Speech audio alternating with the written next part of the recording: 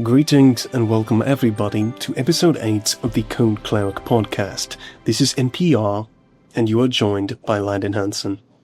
Today, joining me on the beach, we have Asad and Jum. What's up? Asad, explain to me why you hate Hideo Kojima. Hideo Kojima from Hideo Games ruined my life. I have always hated him with a passion ever since I played Metal Gear Solid 5, and he made every single part of the onboarding for that game super confusing. And I was just like, what the hell, man? I'm just lost. I'm lost in all the fucking stupid menus and shit that you built. It's rather unfortunate, because today our special guest is in fact Mr. Hideo Kojima himself. Kojima, please introduce yourself. Hello?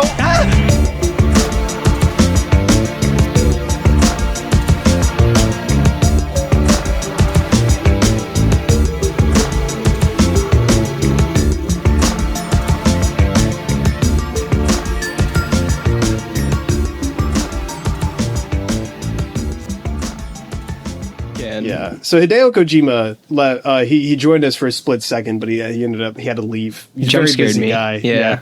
But he said something like, I gotta go make OD and just 7 other games for Xbox. I hope they don't cancel it. I have to go start ideation for Fizzant for Sony's 2035 game, espionage game. Yeah, Fizzant. for the PS7. For the PS7, yeah. So, sorry, gotta go right in my. What was he had like a journal where he was just gonna put all of his ideas, and then when he died, somebody was gonna execute them for him. Yeah, which sounds. He left He left calling Asad a few slurs by the end of it. So mission accomplished. True. But called me Beach Boy because I'm sitting here on the beach. He is on the beach. You little beach boy. He is on the beach. You don't even know which beach that is. Which beach is that? I have no idea. Myrtle Beach. Yeah. It's the only beach I've heard of recently. Cool. Yeah. My hair, I feel like, is a real embodiment of how I'm feeling right now. It just says stress.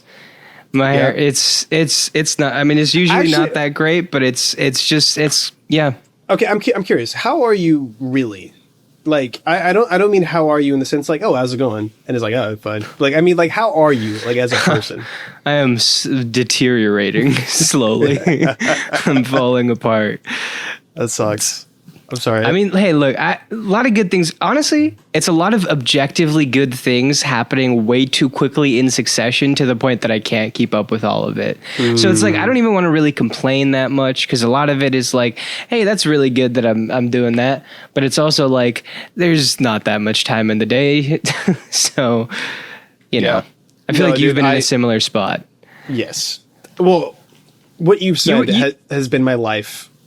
Up until this very point, where it's just been a lot of like nonsense altogether. It's been like a speed run of everything, and it sucks. But I'm doing fine, and honestly, I haven't told anyone this. Actually, I did tell my girlfriend.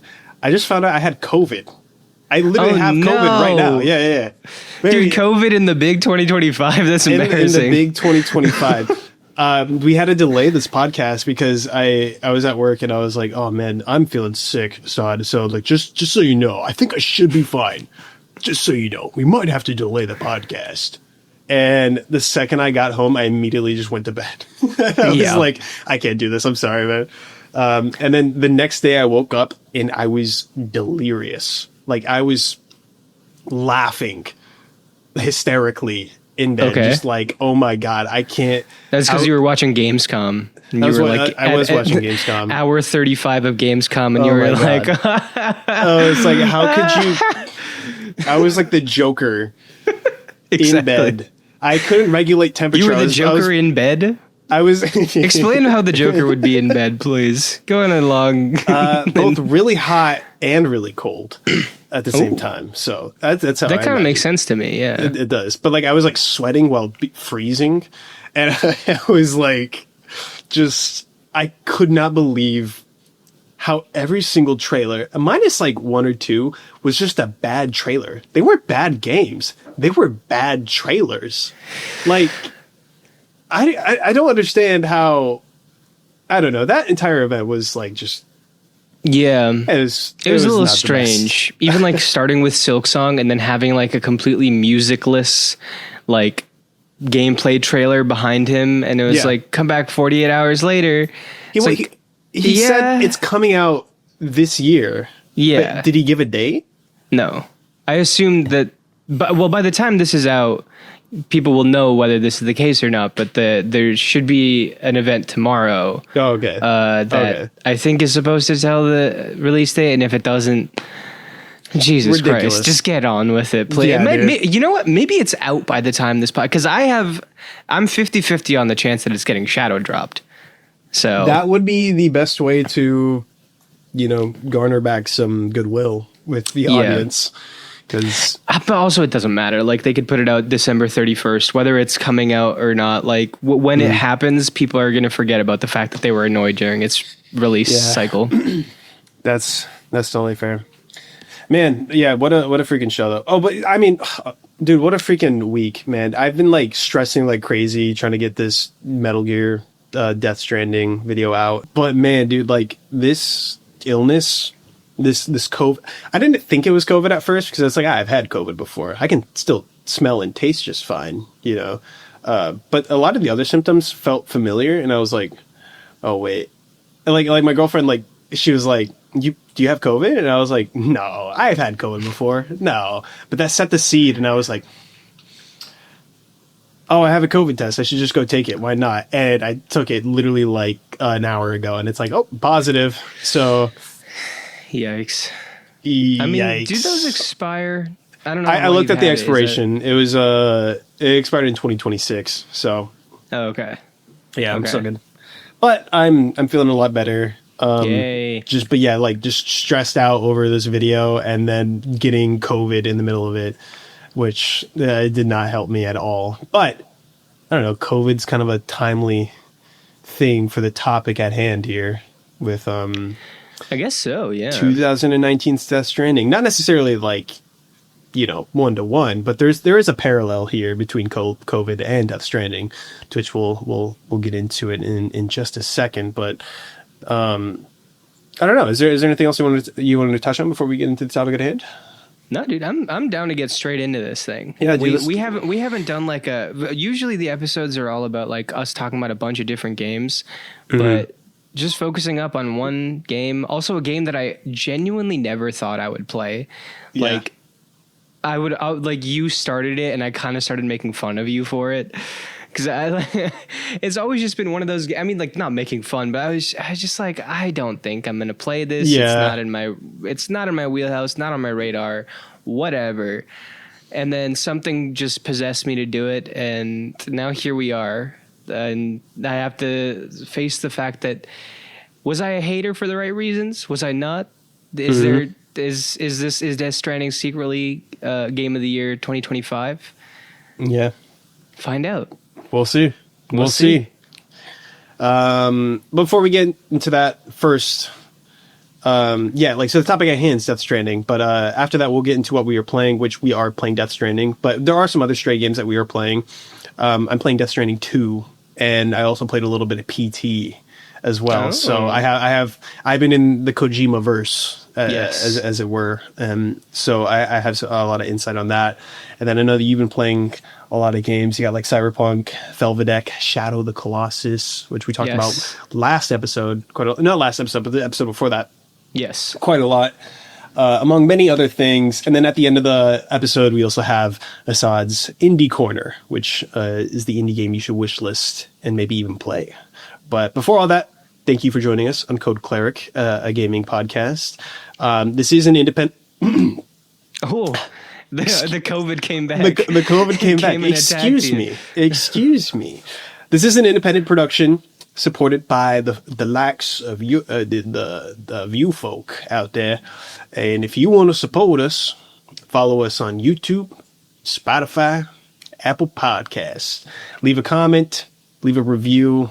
It goes a long way, and share us with your friends. And of course, check out our main channels as well. You might know me from my channel, Landen Hansen. and you might know Asad from his channel, Asad Angem. So That's not even your channel name, by the way. well, it's Lando, but the @ is Yeah. Landon Hansen YT. You know, I just realized like a week ago, I was like, that's probably a Star Wars reference. That didn't clock to me before then. It is and it isn't. I've like Lando was a nickname for me when I was a kid, and I was like, I don't want to be named after the mustached guy from Star Wars. But then as I grew older, I was like, Lando's fucking sick, dude. He's like the coolest character in Star Wars, and that was helped by the fact that he was played by Donald Glover in 2017 Solo. Yes. So. Yes, and you look just like Donald Glover. I look, as we've established, and act just like Donald Glover. So I'm white Donald Glover. Exactly. Of course. And speaking of Donald Glover, let's get into Death Stranding. Yep. So 2019's Death Stranding, I have a little thing written here, is the most outlandish AAA game ever developed. Would you agree? I agree with that. That's literally the premise of why I brought it up in my video. So I think that's interesting that we both nice, cool. We both kind of agree on that. Awesome. After a brutal falling out with Konami in 2015, Kojima was steadfast in creating his own independent endeavor.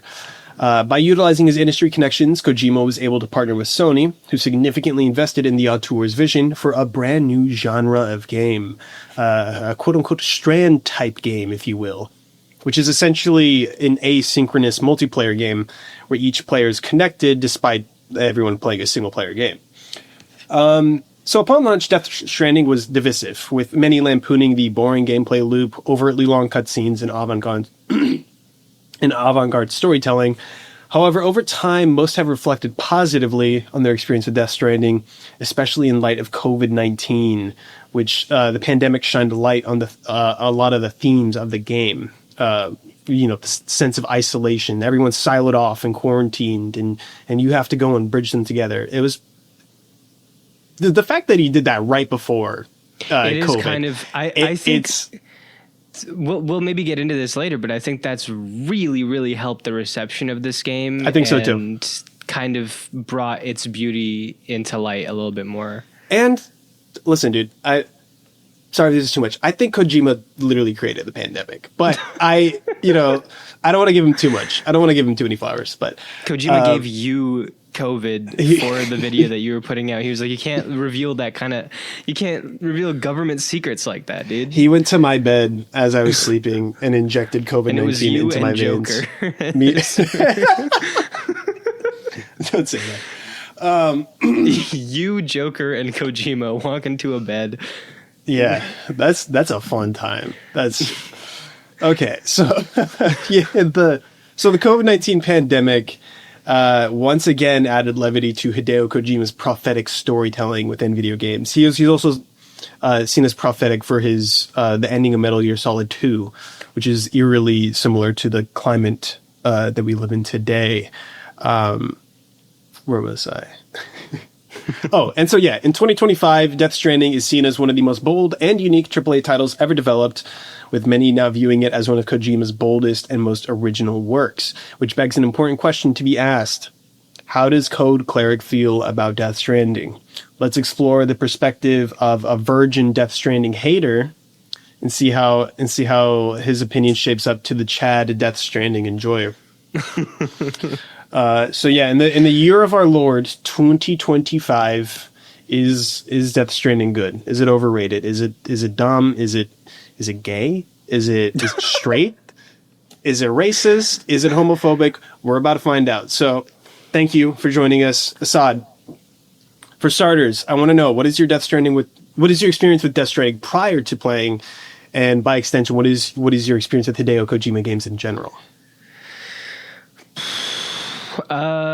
My experience with Death Stranding prior to playing, I'll be completely honest, the majority of the content that I consumed that was around Death Stranding was Donkey's Death Stranding videos. And I think they actually outlined something really interesting where like he was completely shitting on it when it first came out.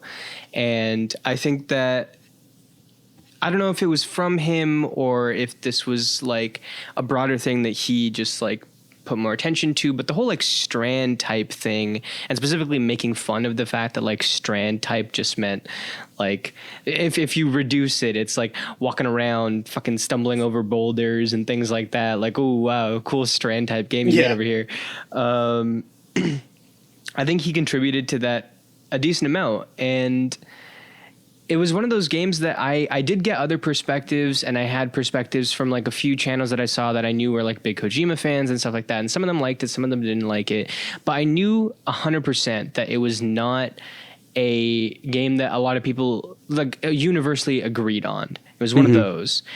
And it was a combination of that and the fact that just looking at the game, I was just like, I don't think this is my thing. I don't think package delivery stuff is like something that I'm that interested in, especially for a game that's going to be this long, especially because I knew that the cutscenes were very long and it's Kojima. So like, of course. So that was kind of how I was going into it. And then the other question, what's my, I guess, experience with Hideo Kojima games? Not as much as it should be.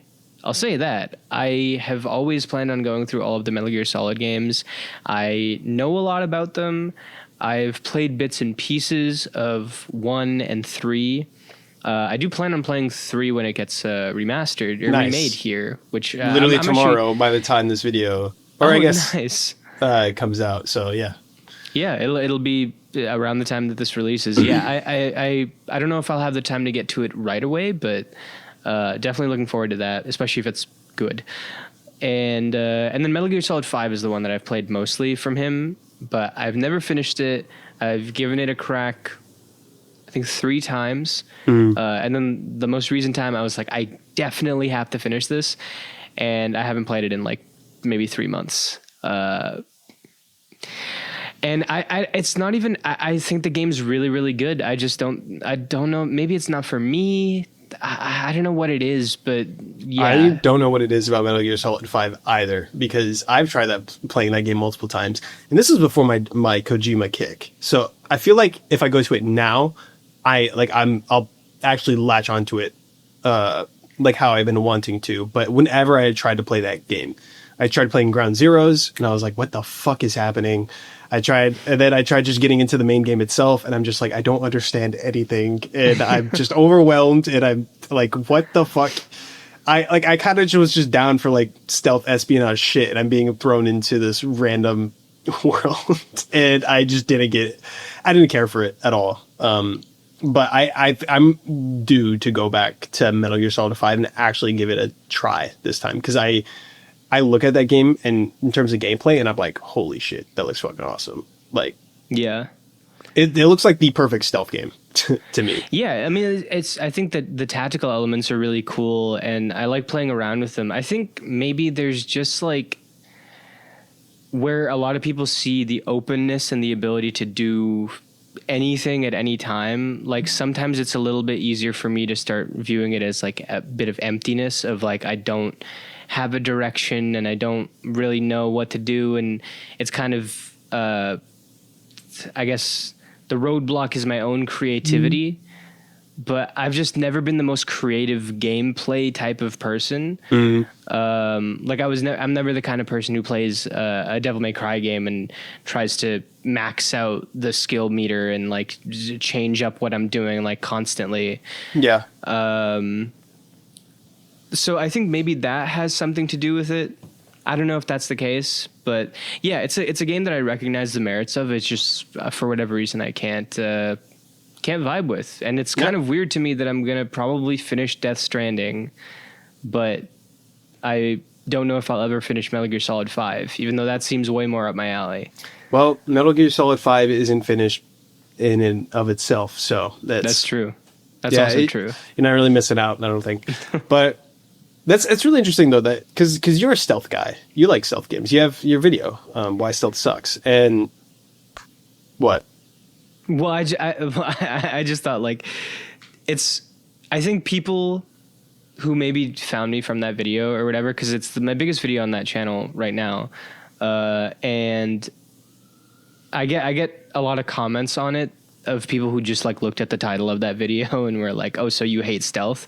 And it's like, I get that because obviously that's the vibe that I'm putting out there like right away. I feel like I explain it later on and I explain like all the stealth games that I love. But to I guess set up the scene for this episode, I'm a big fan of stealth games. I just think they're utilized really poorly in a lot of mainstream games, and they've kind of been used as this like weird add-on.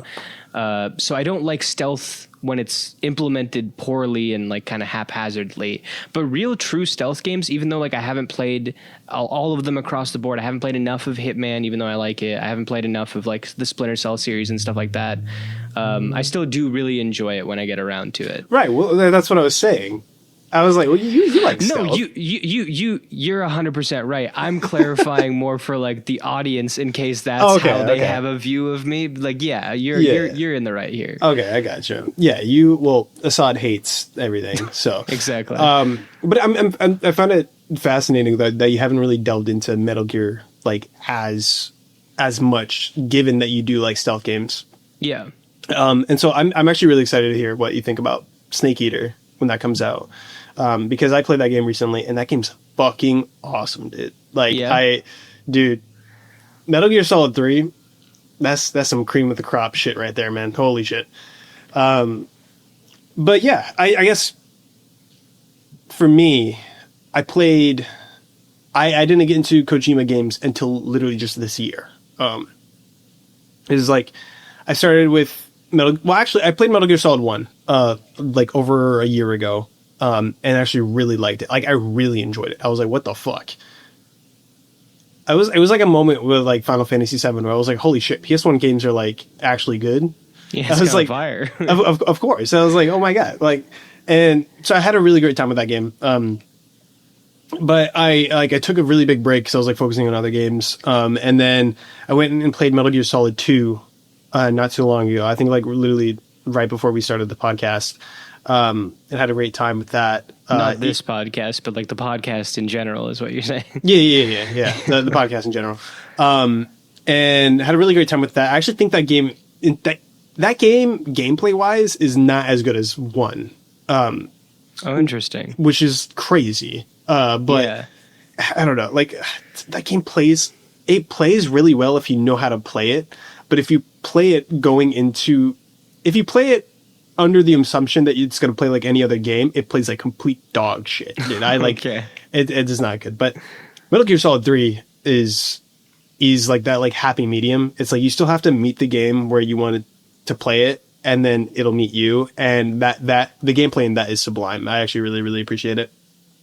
And then I got into Death Stranding, which I have had barely any experience with prior to like fully playing it. I tried playing it one time, I believe in like 2021, and I did not like it. I was like, this is can you shut up, please? Can you shut the fuck up, please? And like, just get me, like, this is cool. Can I get into the game, please? Yeah.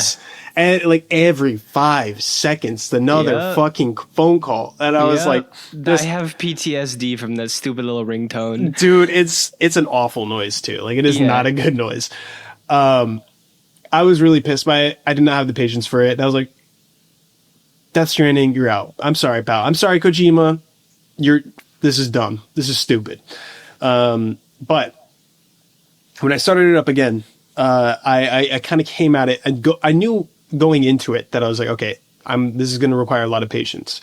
And I've been more like kind of primed for like Kojima-isms too. Yeah. With playing Metal Gear Solid, especially 2. That game is just constant dialogue. And so I was ready. And this time it fucking hit. Like, Death Stranding just hit me, and I was like, this is the greatest game ever made. Like, this is fantastic. I don't think it's the greatest game ever made, but I want to know, before I get into that, I want to know, what were your first impressions with Death Stranding upon starting it up? Did you just go right into it?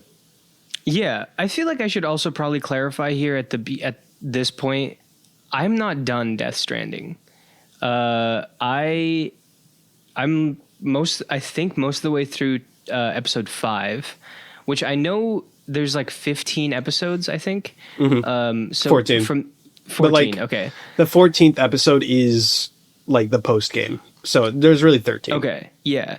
So like I technically it looks like I'm a little under halfway, but from what I've understood from people online and like how weird and varied the episode lengths are, I think I'm actually like almost exactly halfway. But yeah, so that up top, I just want to clarify. I am planning on playing more of it though. First impressions were that this game was kind of awesome. Like I just wasn't expecting immediately the world building to be like super interesting and the visuals that were being put out there to be as cool as they were. And there's this scene super early on where this truck gets ambushed by like all the and you're like, what the hell is happening? And then a guy is like stuck and it's like kind of tragic and they're trying to fit like there's a dude who has to shoot him in the head because he's being dragged away by like a BT or something. Before that, he's aging. Like there's the time fall raining on him, and you see him age in real time, and it's like that is horrifying. Yeah, holy that's shit! great. Like the idea of the time fall was just like so cool to seeing like even like the first scene of Sam and Fragile, where like Fragile is written like such a fucking weirdo, but at least seeing this like invisible beast going around these cave walls and in front of them and everything, it's so like it really makes you imagine like the possibilities of this game. And the thing that sucked right after, I would say that like is still part of my first impression, is then they would like immediately start explaining every single thing that came up. And so like some of that magic and imagination started disappearing because I instantly knew what it all was. It was all making sense. And I was like, this was such an interesting world to kind of conceptualize and experience through like what is happening to the characters in real time. And then immediately it starts going into full exposition mode and explaining to you what's going on. And I was like, oh, okay. So I experienced the highs and lows of this game very early on. And it just keeps that up throughout, I think. If there is one thing that I absolutely... Dude, Kojima has such a fascinating way of selling a universe and a vision and an idea. But by God, the dialogue is just so not good. Yeah. Like it's good and then it's not. Like it's campy. Like I think it's intentionally campy, which adds to it. Because I think a lot of directors kind of like Sam Raimi, for example, he's like, he knows that horror and comedy are like on a very like similar line. And so he'll kind of lean into it with like Evil Dead and shit.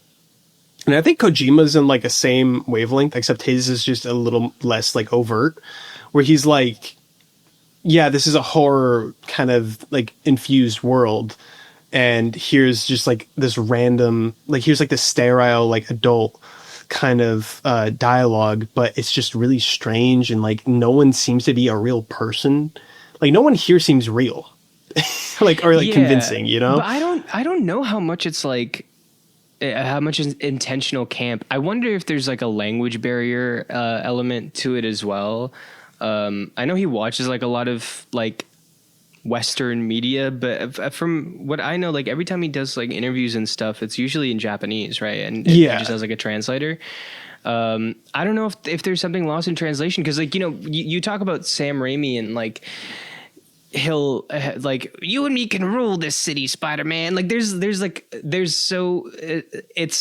fun and it's iconic and it's goofy, but like you can tell that he didn't think he like wrote up a bar. He's just like, that's kind of fun, right?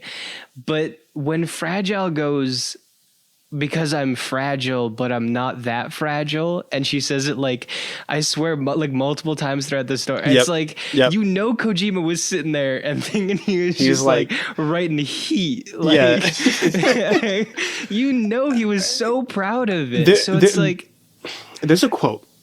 This is towards the end of the game, where I like, slight spoilers, not really. Sam meets up with Amelie, and he says, so what? I'm Mario and you're Princess Peach. I've seen that.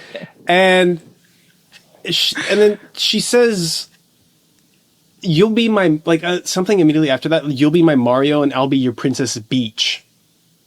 Oh, yeah. And then immediately they're like frolicking on the beach, like running away as if it's a happy ending. And it's like, you are not ending this right now.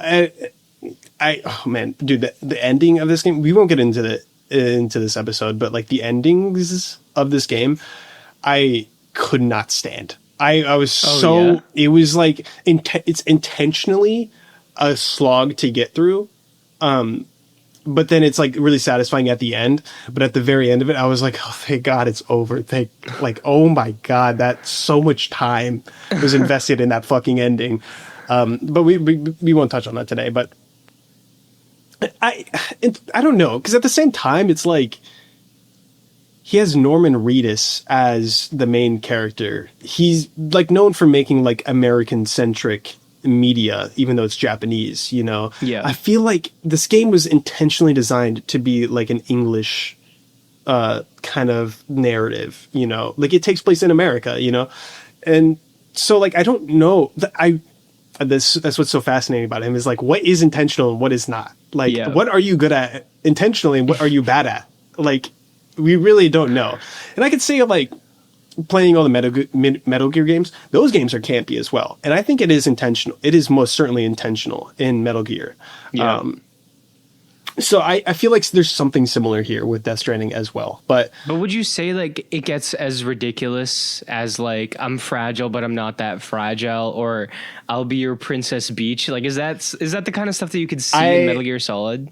Sometimes. Not the Princess Beach line.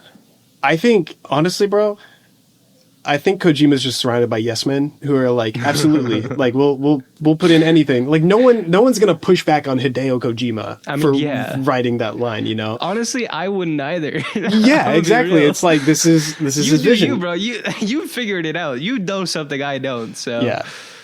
So I just think that's what it is. I think he doesn't get enough pushback, honestly, in the writers' room, which is fine. Whatever. It allows him to make what he's making today, and quite honestly, if you're playing a Hideo Kojima game, you have to expect some bad shit craziness. Like I'm fragile, but I'm not that fragile. You know. Yeah. She's an awesome character, by the way. She's really tragic too. Actually, like her entire story, where she's like just her entire body has been aged by the timefall. Yeah. Except for her head is like, that's crazy. Like but see, here's the thing. And maybe we're dipping into some of the later points that we're going to get at here, but I would say that that's another great example of like it's of two things of that's really cool. Also, there's elements of it that are really silly and stupid because when you actually see the scene of when she's I guess at this point people know that we're at least going into slight spoilers. I feel like that's kind of we won't get into like end game spoilers really because mainly Asad hasn't reached the end, but but like it's also been a while and I won't say anything like too important, but it's the way that it happens because you see the scene and when she loses, like she ages underneath, and your cat's just like lounging. That's adorable. Yeah, it's sweet. I love it. Sorry, I just wanted to get that out there. Dude, what? You're not actually on It turns out I was in Death Stranding IRL. Fuck. I'm just sitting here on the beach by myself, dude. No. The scene where it plays out is like, it's tragic, but written so goofy. And then like, it sucks that she's like out in with like no clothes kind of and has to run through this thing. But also I don't need to see like the upper part of her butt crack when she's running. Like what? Like it's just such a funny, there was like I think there was a specific ass shot, wasn't there? Like It's just like every single thing that this game does, I feel like has such extreme highs and such strange lows. Yeah. And I respect it, and I don't dislike this game. I will say, going into it, I think I was expecting myself to not like it that much. I'm actually enjoying it like a decent amount, but there's nothing that I can like point to that doesn't have like a caveat or two. I feel like where it's like, this is really cool. I'm glad this game exists. Goofy as fuck.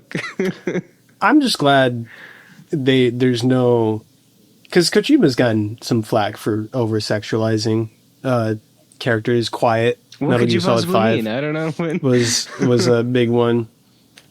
It's pretty equal in this game, dude. You see Sam's ass more times than you would probably like to, but it's there, and just cheeks all the way, and I appreciate that. Thank you, Mr. Kojima.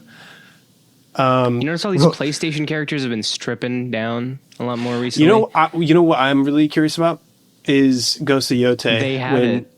I think they have. I think they confirmed. Her ass is going to be in the hot spring? I think so. I think there's Let's go. I think there was something about like bare female buttocks at one point, like in the ESRB or something like that. Okay. Yeah. So it's okay. It's basically, because I was like, we're transitioning to Landen's Gooner Corner for a second here. Oh yeah, naturally. I was thinking about that game and I was like, if they do that and I enter a hot spring, I'm just I'm just gonna think about, wait, why did they take her butt out but not Jin's? You know? Yeah. Like, come on. It's just a butt. This is real equality, yeah. It's real equality at that point. That's true that, like, that's one of those things where male or female, that's, like, equally as, at least society has deemed, like, equally as NSFW. No? Right? Shouldn't it be? I guess it's not, but it should be. It's not, because I think man butt is way more normalized than I guess that's true. Female butt. But it's just like, it's both butts, you know? They're just butts, yeah. Yeah. I kind of get it, because it's like, well, we're not women, so, you know, it's... I don't know if you noticed that.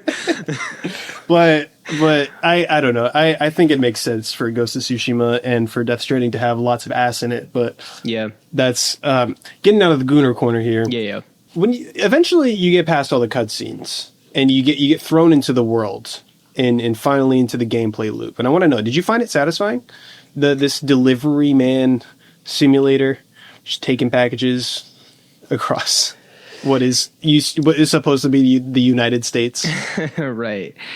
Yeah, it's interesting. First of all, I'll say that I think we touched on this earlier of COVID really bringing out the beauty of this game. I think that if I was playing this during COVID, I think I would have liked it even more than I do now. Again, even if I have like complaints about it, I do overall like it. But just the idea of like, hey, everyone's not outside anymore and everyone's disconnected and you get to actually step out and see mountains and like all these cool looking things that also look pretty realistic and connect things. And there's like a hope there. I don't know if that's how it ends, obviously, but you know, there's clear themes that parallel so much with what people were going through around then. And then to play it now after things have normalized and stabilized outside of it. Well, to a point. Well, some of us are out here still catching COVID in 2025, like fucking idiots. But for the second time. Oh yeah, did you have it earlier this year?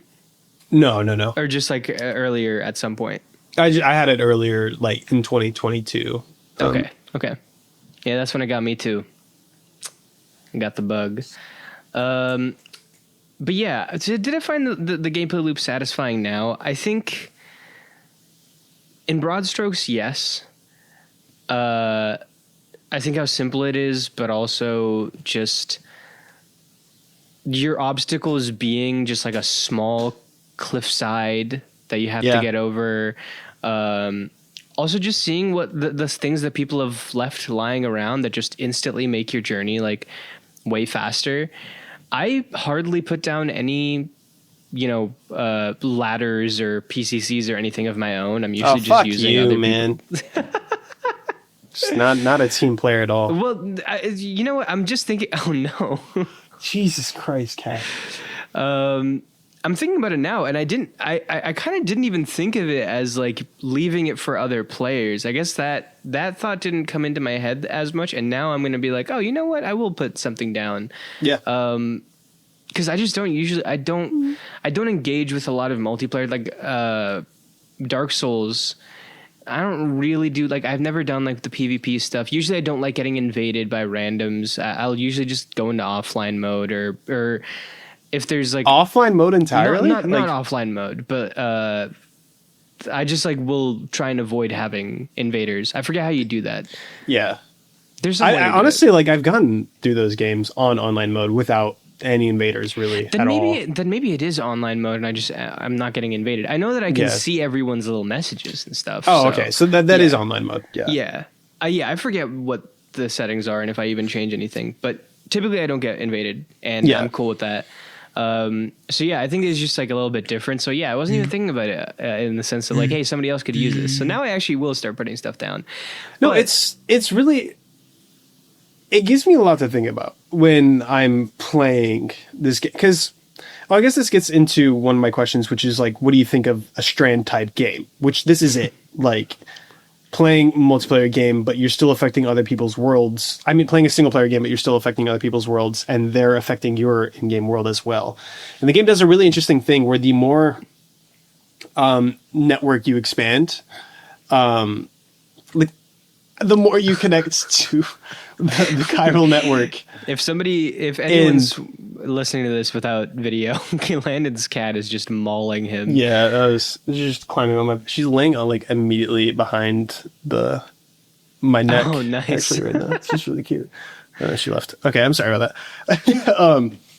So the more you connect to this chiral network, and the more stars you get, the more chiral bandwidth you get, which basically means the more kind of like player structures show up in your world. So I did a lot in this game. I initially was going into it with the mindset like I'm going to 5-star every single thing, and holy shit, did that burn me out quick, because this game is bloated to all hell. And Yeah. so I didn't do all of that, but I had a really good bandwidth. Like there's so many freaking bridges everywhere. There's so many zip lines I have set up, and there's so many different like cool little things that have really helped me along my journey. And that it really got to me when I was playing it. I was like, oh, I'm going to set up the zipline network, and I know for a fact this is going to appear in other people's worlds. So it kind of, and ziplines are like the most expensive thing to build in the game too, other than the roads. But I was like, if I can help people here by making these ziplines, I'm doing my part. This is all I'm going to do. Everything else is entirely like, you're on your own. All right. The ziplines are where it's at. Which I don't know. Did you get that far to where you got the ziplines yet, or no? I've gotten the ziplines. Okay, cool. They're really cool. They kind of trivialize the game, though, if I'm being honest. For long portions of it, yeah. But I guess my question is, what do you think of the Strand type game in the sense that, like, is this concept new? Because I don't think it is. I think the Dark Souls games did this before. This is like an evolution of that. Is it not? Well, I don't think that's what he fully meant by Strand type game, that it was just asynchronous multiplayer.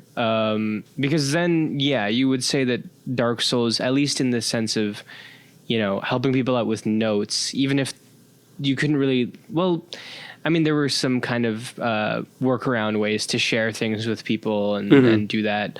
But not to this extent where it's really actually altering the way that you are going through the space in a very real physical sense. But I feel like it was also more of an encapsulation of the delivery system, and like, I don't know. I made this argument in my video, which you haven't seen yet, but it really emphasizes the space in between. It's a real, it's about the journey, not the destination type MF. And I also made the claim, and I don't know what you think about this, but that I think maybe the closest game to Death Stranding in a lot of ways is Shadow of the Colossus. I don't disagree. Yeah. Yeah, like there's something very like primal that they both share in the way that they're structured and the things that they emphasize. So what I said in that video, because I do talk about the strand type thing. Oh man, dude, sorry, like that makes a lot more, like that makes way more sense than you think, because a lot of Shadow of the Colossus is like the boss design is also like level design in a way. Hey, don't tell me it makes more sense than I think. I thought it. No, I know, but like there's a specific like moment when you get to the mountains where the mountain in Death Stranding, the mountain is like a boss fight. It's like, how am I going to scale this? Like, it's like I need specific tools for this, and like how I navigate this is the boss fight, as opposed to the shitty boss fights that are in the actual game. But exactly. Yeah. I mean, another thing that I mentioned is like, it kind of controls similarly. It's all about basic stamina management.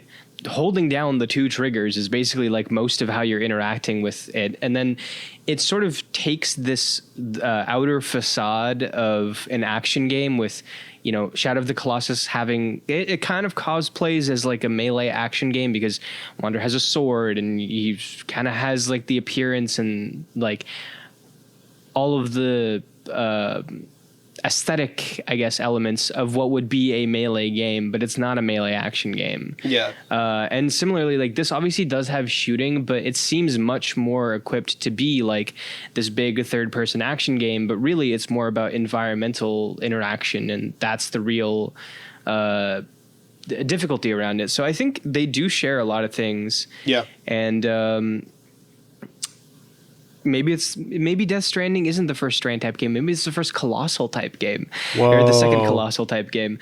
But That's no, deep. I think a Strand type game being a game type isn't something I fully see. But do I see Death Stranding as being a very, very unique game that can have its own kind of subcategory? Yeah. And I think that's a big point that I made in my video as well. Again, it's kind of in a weird place where like I feel like some people will have seen it and are seeing this, but you also haven't seen the video. Mm-hmm. But the point that the analogy I made there was that Kojima calling it a Strand type game is kind of like when people make like those SpongeBob video essays where they're like, there's this one I think of all the time where it's like how SpongeBob tackled existential nihilism. yeah. And it's like, Future. yeah, exactly. And it's like, you're being so extra about this sponge show right now. Like I don't think that they really had a lot of this in their minds when they were developing this, maybe to some tangential degree, but like you're really elevating this to sound more impressive than it actually is. But also like, you're not actually 100% wrong. And like, there's something interesting as part of what you're saying and the point that you're making. That's kind of how I see the whole Strand type thing, where it's like, is it that serious? Should we be giving this terminology? Are we making some stretches here? Yes. Are you 100% wrong? Not necessarily. No. So It's that's kind of strange. how I feel about it.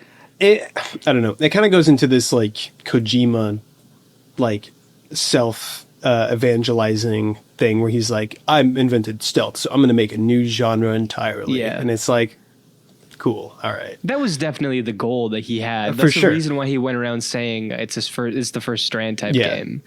Which we can get into in a second. Like, I'm curious as to what you think of. Well, I guess that we're on the topic now. What do you think of Hideo Kojima's kind of? I find him a little annoying, quite frankly. Oh yeah? Yeah, how he's like. First of all due respect, fantastic creator. Like, no joke. Like, sincerely, like, I respect the shit out of him because he is the only person who can do shit like this in the AAA space, and this is exactly what I want out of the AAA space, is like new, weird, crazy ideas that can only be done by this man right here. And so for that, I appreciate. But his documentary in like on, I think it's on Disney Plus or something like that, is just so much of him like, look at him think. Look at Hideo Kojima. No one can replicate the mind of Hideo Kojima. He's such an interesting and fascinating person. When, realistically, I feel like you could, I don't know. I feel like there's millions of people that are just like Hideo Kojima. They just don't have the privilege to make games like how he does. But yeah, it's annoying because it's like you are just so full of yourself and you have so much ego and pride, and all due respect, I think it's deserved. I think it's okay to like the smell of your own farts at a certain point, but it's also so annoying at the same time. Yeah. So with like this Strand type game, even though it is something new. I don't think it's as new or novel as stealth was to video games, which I'll be honest is kind of an impossible task. If I'm being real, like how do you introduce something like that again? You know, but I think there's more. I don't know. I don't really know where I'm going with this, so I'll just leave it. I'll jump in and talk about, I guess, Kojima as a person and the way that he holds himself, which is, I haven't seen that documentary, and I mainly know of him through like a couple of small interviews and a couple of small like public appearances, and I guess Twitter. Like I don't follow his Twitter, but I see things from his Twitter pop up, and it's usually just him reviewing a movie. Yeah, I love his social media. Dude. Yeah, one thing that I'll say is that he's like really open about like. I think that you would expect, if you didn't know anything about his movie taste and like what he talks about on Twitter and stuff like that, you would expect him to be looking at all of the most like fanciful, fucking, intellectual movies that have like a 4.9 or higher on Letterboxd and be like, this was a fine film. That's kind of what you would expect, but he's out there reviewing like, mid movies that can sometimes speak to specific audiences, or like blockbusters and things like that, stuff that honestly I usually like as well, but things that you wouldn't expect like these self-proclaimed auteurs to be propping up, and he still likes them, and he's like, I really enjoyed this and for this and this reason, and I think that's to one extent that really humanizes him. And then the other thing I would say is that if you again, to I guess come up with another metaphor to describe him and what he does, he's kind of like the Kanye of video games, especially in the sense that like he's very mainstream, right? He's touted as a genius, right? And he's definitely like in a sense that like a lot of people are called geniuses in the music industry and maybe even in games and stuff like that. But there's one person in particular that like has a level of popularity and also that level of appreciation that kind of gets him onto that level. And, if that's the comparison that we're making, you could certainly be a lot worse than Hideo Kojima. That's right? So fair. That is 100% fair. And I'll also say that like there's definitely an ego trip that you get from people telling you that you've done all these great things and that you're this crazy auteur. And I think also like throughout his stint at Konami and then being broken out of that, and then the way that people rallied behind him, rightfully so, I think that also exposed this idea of like he's bigger than Konami, right? Like as a name, I think there's a really solid argument that he is bigger than the company that he worked for. Certainly. And you have to expect some kind of massive ego off of that. And to be honest, he seems to use it for kind of goofy things and seems to be a pretty decent dude. And he certainly does it. I'll take slightly annoying. That's fine. That's fair. That's fine. If that's all you're doing a good job, I think. I was playing Death Stranding 2 the other day, and there's a scene where Sam's reading a book. It's like an optional thing where you can read a book, and another character is like, this kind of creativity can only be likened to the likes of Kojima Productions. Really, Sam? You've never heard of Kojima Productions? Well, I guess that's a story for another time. And it's like, oh my God, dude. Okay, yes, you're right. But counterpoint, there are multiple Logic albums where he is giving he's doing like this story of people like in the future who are like going to explore this planet or something, and they're putting on music to like get through their journey. Yeah. And so the idea is like the concept is that they're listening to the Logic album as it's happening. Yeah. And like the skits that happen are like, man, he was my fucking favorite. We're in the year 3097 and his shit still holds up. And it's like, listen, if Logic is getting away with it, if these are like, I like a lot of his music, to be completely honest with you. Yeah, he's fine. But like, if He's actually one of my favorite rappers. Of course, yeah. Yes. Well, half of him, anyways. But Half of him. I feel like there are less creative people that have this attitude, and there are people that have much worse attitudes that are at his level of creativity. So That is honestly, well said. Yes. like I really, really don't like. I think you can definitely criticize it, and you can criticize whatever, but really, in the grand scheme of things, he's just a cute. He's a cute little guy over there. I like him. I want you to take a look at what I sent you on Discord. Okay. So Hideo Kojima's social media is hilarious. It's very funny. And what I sent Asad was this picture of Hideo Kojima wearing a New Order T-shirt that has like a rainbow on it. And then he quote tweeted himself and he said, "Just so you know, it may look like a rainbow flag T-shirt I'm wearing today, but I am not a gay." And it's just so. It's just so funny. I am not a gay. It's Oh my well God. put, Mr. Kojima.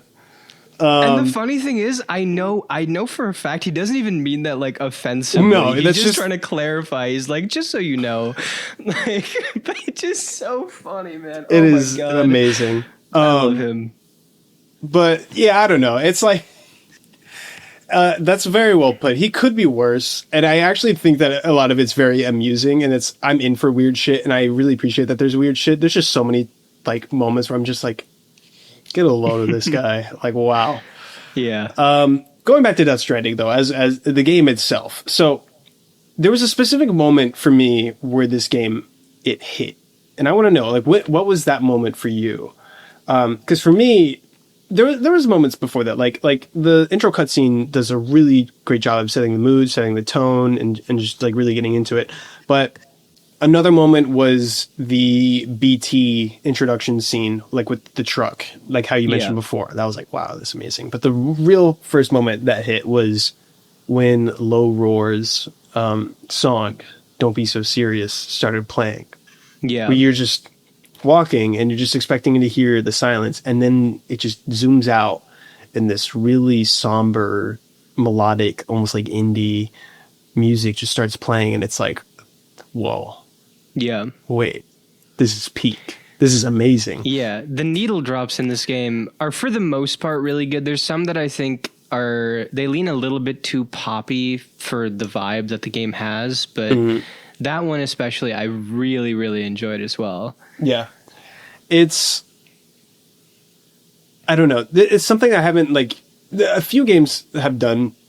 There's been plenty of games that do needle drop moments, but to have it be like an integral part of the experience, and also like a means of like progression was really like, I found that so fascinating because I was always looking forward to hearing the next new song that was going to appear. Yeah. I was like, all right, so like, what's the context? What am I going to be, what kind of terrain am I going to be facing? What kind of song is going to play? And I was never disappointed really with the songs. There were some that actually I kind of agree. There was like one or two that I was like, this is not it.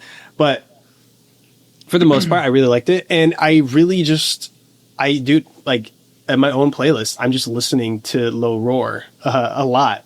Nice. And what adds kind of is similar to how Mac Miller, his Swimming album and Circles, how though Swimming in particular was good when it released, but after he died, that album kind of took a new meaning entirely, and it was like, whoa.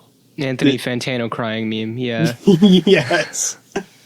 God, he pisses me out.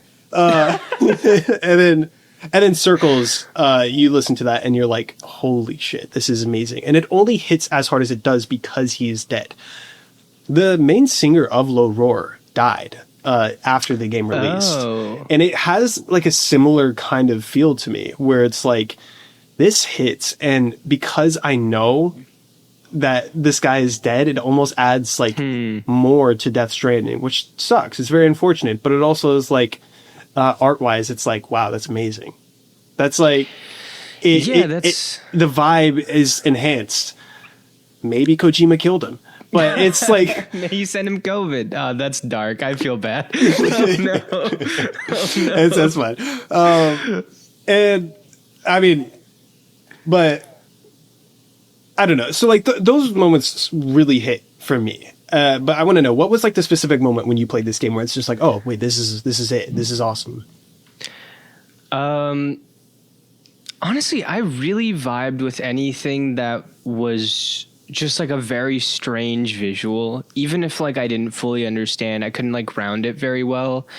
I think when it goes into supernatural territory, I was really hooked on that kind of stuff. Yeah. And the title drop, I didn't love the actual reveal of the title itself, but everything that led up to it and the scenery where it was in, where it dropped. I just thought that like the actual drop itself had it was a little bit flat, but I think that's I'm sorry. That scene's really good up until the point where Amelie starts singing London Bridge is Falling Down. And I'm just like I roll my eyes and I'm just like, oh, this was really good until you came along. I hate Amelie, dude. I hate her so I do not like that character at all. I feel like I haven't experienced enough of her yet. That's fair. You certainly will. If you keep playing. So yeah. But yeah, I think that that truck scene, like I mentioned, I just think like I was writing down a couple notes for this game, and like the first hour, maybe hour and a half, was just like a sequence of like, wait, Death Stranding is good? Wait, this is really sick. Wait, what the hell? The first hour of Death Stranding is crazy. Mm-hmm. And then I think you start getting into like over padding how much is like dialogue versus gameplay. And then I think that maybe this is kind of turning your point into something else, or your question into something else of where did it really hit? I think that there was such an opportunity, especially after you get out of the tutorialization of it all, to really have 3 or 4 hours of almost no dialogue. And if all I was doing was just taking things around places, discovering things for myself, the only real interruptions are maybe like you deliver something and you take on deliveries and whatever, right? But really letting the game speak for itself and getting more sequential like song choices and things like that, because it just kept happening that like it would have this really great musical moment, and then a BT thing would show up right after, and then it would just start fading away really quickly, or I would get to my destination and I would have to go through this whole dialogue thing, and then I would be going somewhere and it would be like, Sam, you have Sam, 9 unheard it's Die Hard, messages. man. Yeah, exactly. It's just like so I just felt like it kept getting in the way of its own moments a little bit. But yes. I do think that there were a lot of things like really early on that I was just like, okay, I think the first hour sold me on the next 30, which is saying a lot. Yeah. That's and crazy. of course there were things during those 30 hours that reignited my interest even when it was starting to dip a little bit. But yeah, I really, really like the intro to this game. What do you think about the story in general? I'm curious, where are you at right now in the story? Good question. I mean, I've met Mama. Nice. Okay. And like gotten her backstory, and really tragic. Yeah. Her. Oh man, dude, that's like very horrifying. I can't. Yeah, for sure. And now I'm going. I think I'm at the mountain. So like I don't think I've gotten to like the part of the mountain that you're talking about necessarily, but I'm in that region. I'm connecting that element, or that part of the country. how do I feel about it? I really like when it starts interjecting with those like weird visions, especially in the in your little private room. Yeah. Where there's like a dude in your shower and like just strange things are going on. That jump scare. Yeah. Yeah, dude, that was crazy. Yeah, I didn't expect that at all from this No. game. Big PT reference too. Oh, interesting. Yeah. I actually have played PT. It was just so long ago that I wouldn't remember. But I like the overall idea. I can't bring myself to care that much about a lot of these characters and what they're doing and what they're saying. Even like you take somebody like Mama, who I think does have a very tragic backstory. It's just she's so Kojima-fied with like all the dialogue and like, here's my baby who's a shadow, and that's just like, okay, this is cool, but also at the same time, I feel like I'm being taken further and further. You know, I'm really comparing him to a lot of different people, but it's like Nolan-esque. I don't care about the people that are involved in this story. The guy, Cobb, or whatever the hell his name is in Inception, like I care about his relationship with his wife and things like that. I don't really care about him though. I don't care about most of the other characters. That goes double for like basically every single one of his movies except maybe Oppenheimer and Interstellar. But yeah, I think it's a similar thing. They're just too robotic, and I can't buy like the personal stakes in it. Yeah. But the overall like timefall and like the concept of void outs and what your mission is, which is to connect America, as cheesy as it is, I think it's like a really interesting way to set up a game like this. So I think I like it overall, but I just can't be emotionally invested in it, if that makes sense. No, that's totally fair. Honestly, for me, I feel pretty much the same way. There are a few characters that I actually do feel something though. Specifically, you haven't gotten to this point yet, so I won't say too much, but Mads Mikkelsen's character, Cliff, fantastic. Like absolutely, like towards the end of the game, you start to really like understand who he is, and his performance in this game is like, that's an actor. Like, holy shit, right. That is an actor, actually. Not that anyone else in this game is not an actor. Norman Reedus and Lea Seydoux are most certainly actors, but Margaret Qualley also. Yeah, and which they're great in the direction that they were pointed towards. But yeah, they are very robotic, and they are very, I don't know, they're not believable in the sense, but they do have moments. I think Norman Reedus and Fragile, or I said Norman Reedus as if that's his actual name, Sam and Fragile and Mama especially, they have moments and bits of dialogue that are like, that hits. That's good. I really like that. And I like Sam as a character too, who's just so fast. His entire story is fascinating. How he just can't die. How his blood is what can destroy BTs. How he's like the only person that can really, piece America together. Really, his character is really fascinating. But there's one character specifically I want your opinion on, and that is my favorite in the game, Higgs, who. Oh, dude, my favorite scene so far is a scene with Higgs. But finish what you were going to say about him. Higgs is fucking awesome, dude. Troy Baker is really good in this role. You can kind of tell that he was like, Metal Gear villains are the best part of Metal Gear Solid. Like Fat Man in Metal Gear Solid 2 is awesome. He's just like bomb maker who literally built an atomic bomb at the age of 9. And when you're fighting him in Metal Gear Solid 2, he's like on roller skates and he has wine in like a silly straw that he's like sipping, and he's like shooting you up, and you're like trying to, and this is fucking awesome. This is like Kojima to the max right now. Yeah. And so you can tell that Troy Baker was like, I get to be a Hideo Kojima villain. Yes, please, 10 times over. And he just absolutely, like, you can tell he really loves being in that role, and he really hits that role. I think his design is fucking sick, dude. And I think I know what moment you're going to talk about, but what was the moment with Higgs? Well, I want to hear your guess. Is it when he takes his mask off and then he has another mask behind his mask? No, but I love that moment too. That was it's good. so funny. That really is great. My favorite moment in this whole game so far, I think it's genuinely like one of my favorite pieces of comedy of all time.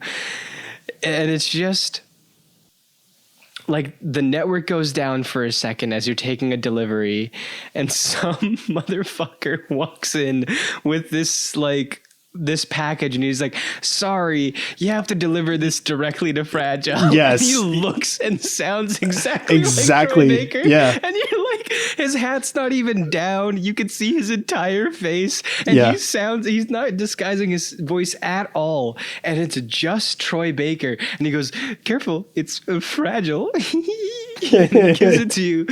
And it's like the most menacing looking box you could even. The game not immediately just- tells you. Dude, not just that. You travel for like 5 minutes. You get to a private room. Sam has this vision of like, oh fuck, that was Higgs. That was that guy. You're like, yeah, dude, obviously. And he like wakes up and then Fragile runs in and genuinely like this is so funny to me because the whole like you've been told at this point that Fragile accidentally like let off a bomb or something of that sort had happened, and she's been labeled a terrorist by some people, and you know it turns out it was Higgs that had tricked her into something. Yeah. And she runs in the room. He's like, oh shit, dude. Oh, he gave me a thing I was supposed to give to you, but it's definitely the bad guy. And she's like, let's open it up. And it's just a fucking nuclear bomb. Yeah. And she's like, oh no, not again. Like that. It's amazing.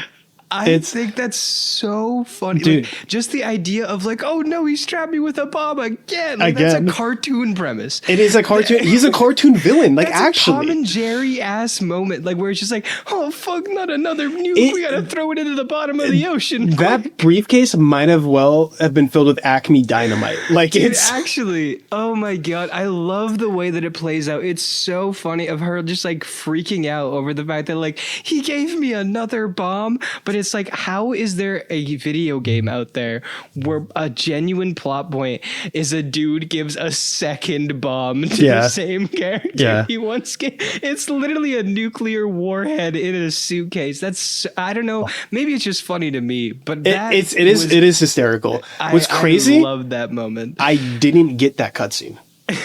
Wait, what? So Higgs came by and he was like, hey, take the package and everything like that. I didn't meet with Fragile immediately after that, though. I just kind of was like, okay, I'm going to take the package. But I look in my cargo menu and it's like, it literally says thermonuclear device. And it's like, okay, so obviously I shouldn't have this. And so I wander basically all the way up to the city. And I was like, okay, I was expecting like a story thing to happen by now. What do I do? And I was like, I guess I just walk up to the city, and I delivered the bomb to the city and it blew up. Actually, like you can blow up a city in this game by just sending it over there. And I was like, okay, so that wasn't how that was supposed to go down. And then I remembered there was a kind of side objective where you threw like damaged cargo in a lake and like the lake just kind of eats it.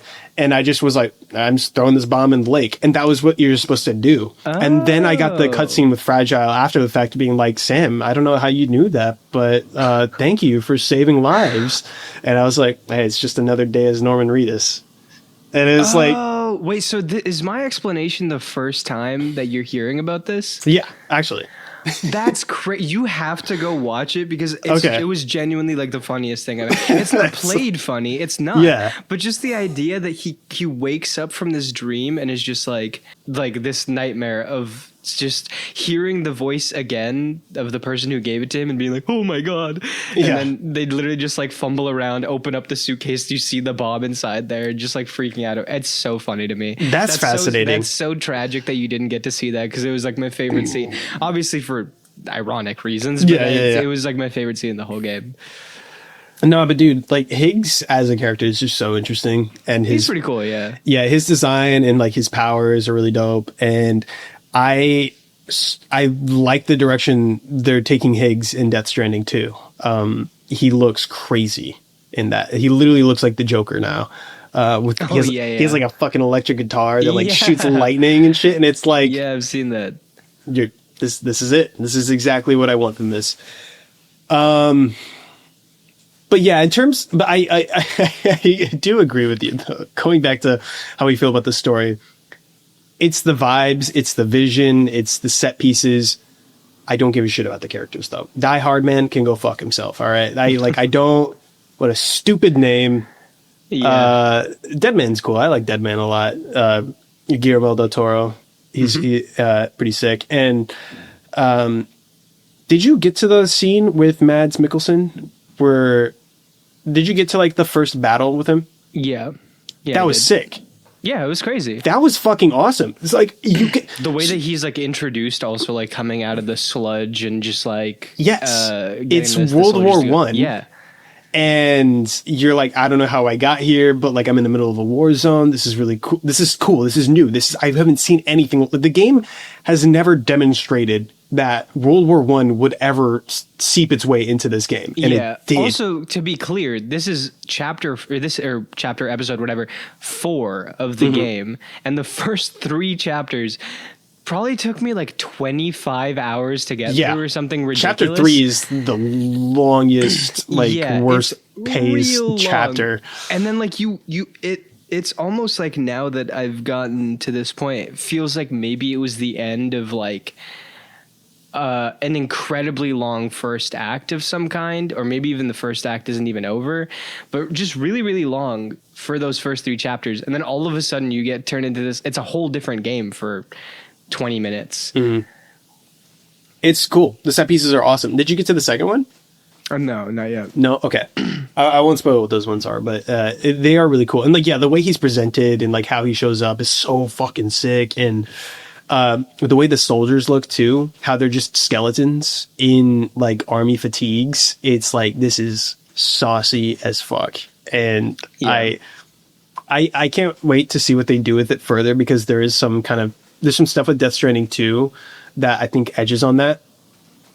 Like that side of Death Stranding, and I really want to see what's going on there. But I haven't gotten to that part of the game yet.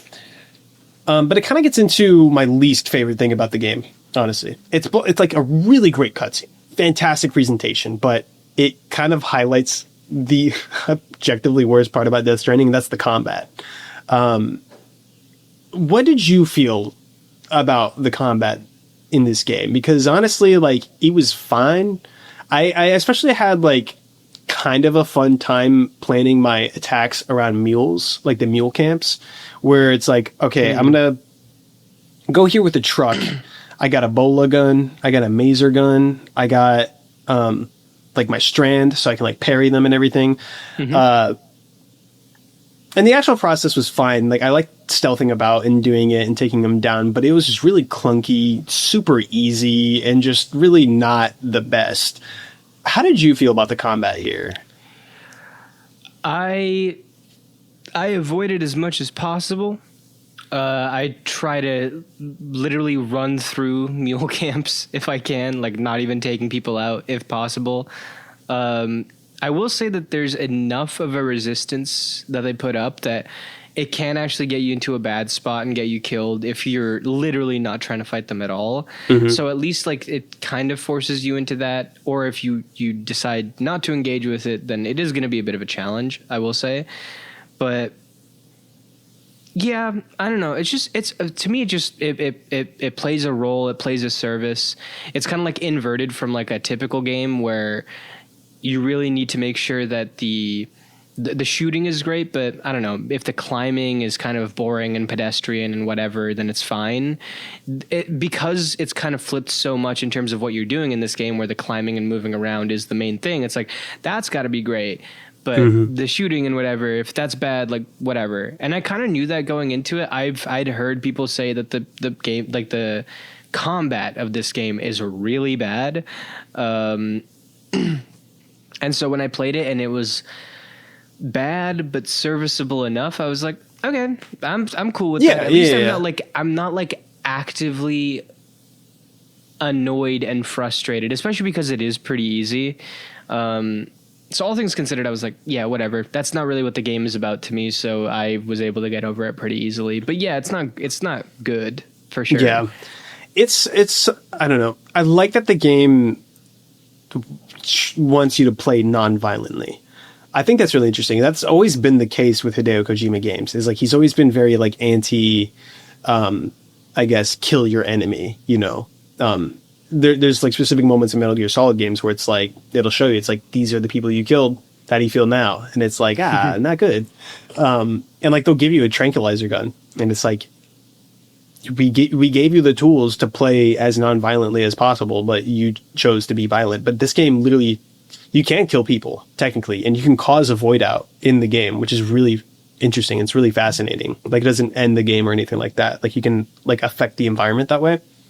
And but I really appreciate how it's like combat is kind of, it defeats the point of Death Stranding, where it's like, no, this is about connecting people and, you know, the importance of life. And we're not going to focus on, you know, killing the enemy, because if you do, you're no better than Higgs, who's like, that's his role. He's like, he's this kind of nihilistic, like, well, we're all dying anyways. So, you know, why don't we have some fun? And it's like, you don't have to do that. Like, honestly, there's a part of me that feels like combat was just unnecessary to this game. They could have just taken it out.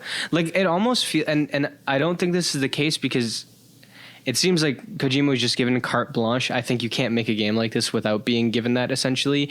But maybe there was some Sony input at some points, and they just they strongly suggested at a certain point where they're like, add some combat in there. But I'm a little bit surprised. Like it seems like he would maybe just like commit to not really having that here.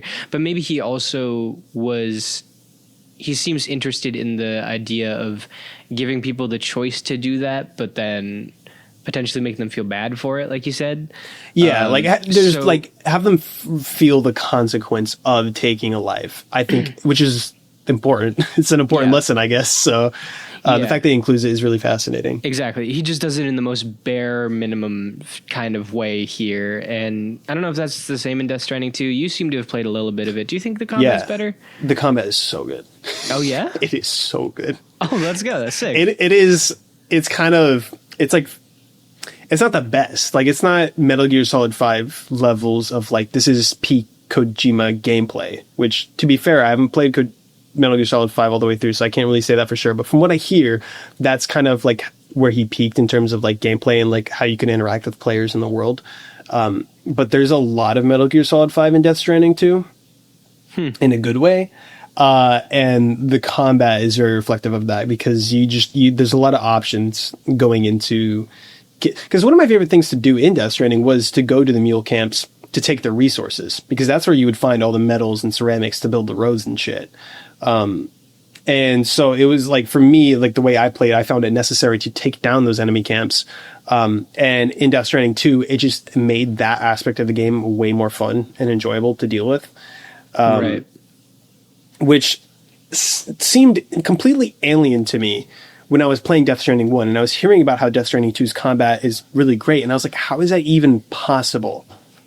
Like, I just simply don't understand it. But with like, when you get into it, it's like, oh my God, this Death Stranding 2 is so Metal Gear. It's crazy. It's really fascinating. No, Sadie, do not step on the keyboard, please. It's really, really, really fascinating. But cool. Yeah. Like you have the good mind, you have the mindset going, and it's like this, I'm playing this game for the walking, not for the combat, you know? So it's like, that's it, as long as you have that in mind, I think that, you'll have a good time with this game. For sure. But what were some of your major gripes, with the game, other like gameplay wise? Did you feel anything was like clunky or annoying, or did you feel, excuse me. That was loud. That was very loud. That was a very loud truck. But what were your major gripes with the game? Did you feel as if like the controls were clunky, or for the most part, was it like intuitive to you? They were clunky and kind of simple at points where it's like you could be in a pretty, like, what should be a kind of precarious situation in the confines of this game, which is like stumbling over really rough terrain, and like this should be the situation that you should avoid at all costs, because the consequences should be pretty dire for what this game is setting up, right? Of dropping packages and like getting everything lost. And then the solution is you hold triggers and then it fixes it almost every single time. And I'm like, okay, I kind of wish that there was like a little bit more consequence there, because now I can just sort of, monkey brain my way through these scenarios and then just hold trigger. And the only time that that's not the case, I guess, is when if I plan a route a little bit poorly and like I don't have enough stamina to get to places. But that hasn't really come up much, at least so far in my playthrough. So I think, yeah, it might have been maybe counterintuitively improved with a bit more negativity or negative reinforcement, I guess, of like something bad has been introduced into this, so now you're being conditioned into not doing it. Also, I would say that the biggest thing, like moment to moment, that bothered me, especially in trying to get into the vibe of this game and feel good in playing it, and especially like listening to the music or putting on my own music or whatever the case was, is like all these tiny little pebbles that you can run into on like your bike and stuff. Yeah. Where it's, if I choose a really nice path to go through and I choose my path correctly and I avoid all the rough terrain, I feel like I should be rewarded with this nice smooth ride where I can listen to this music, and it should almost feel like one of those like an Ori type game, you know, where just like the movement, everything hitting and the flow of everything just makes you feel even better. Like I should be hitting that kind of flow state when I'm playing through this, and I have roads and I have all these things built, and I know the terrain well enough that I'm taking the right path. But no matter what, I was just like slamming into like these tiny little obstacles, and it's like, well, this sucks. Like I want to enjoy the vibe, and I keep crashing into these things that I can barely see. It's really the vehicle mobility, not the best either. Yeah, and you can also just like force your way through terrain that like doesn't seem like you should be able to take your vehicle. Yeah, and it's really awkward is like too. Nice, because it's like, oh, okay, cool. I don't have to take an annoying path, but like, it is a little strange. It's a little funky. Yeah, and plus, like, I don't know how I feel about the vehicles in Death Stranding, because even with Death Stranding 2, I'm feeling this. Which actually, the vehicles handle a lot better in Death Stranding 2, which they feel really great actually. So it's kind of like a part of me, though, is like, well, Death Stranding's all about the walking, though. I like just taking the packages as like a single person, you know, and like the bike or the truck kind of trivializes a lot of it for me, where it's just like, damn, I kind of like, I feel like the song would have been more meaningful if I was walking instead of on a bike, you know, and I was running into pebbles every 5 seconds on it, or trying to jump over like a little creek because there was no bridge set up there, you know. And it's so like with Death Stranding 2, I'm trying to I'm only taking the bike or the truck to places in like the optional objective, but whenever it's like a main story mission, I try and just do it on foot, which it kind of leans that you should go on foot in the first place, because there is no chiral network in the place that you're going to, so there's no generators you can find, but it can still get you like pretty far ahead. Which it's like about, I don't know, I love and hate it at the same time. It's just like I kind of have to like hold myself. It's like I'm like imposing rules on the game myself, which is, I don't know how to feel about it. Yeah, I think that there were a lot of ways that they could have addressed it. One,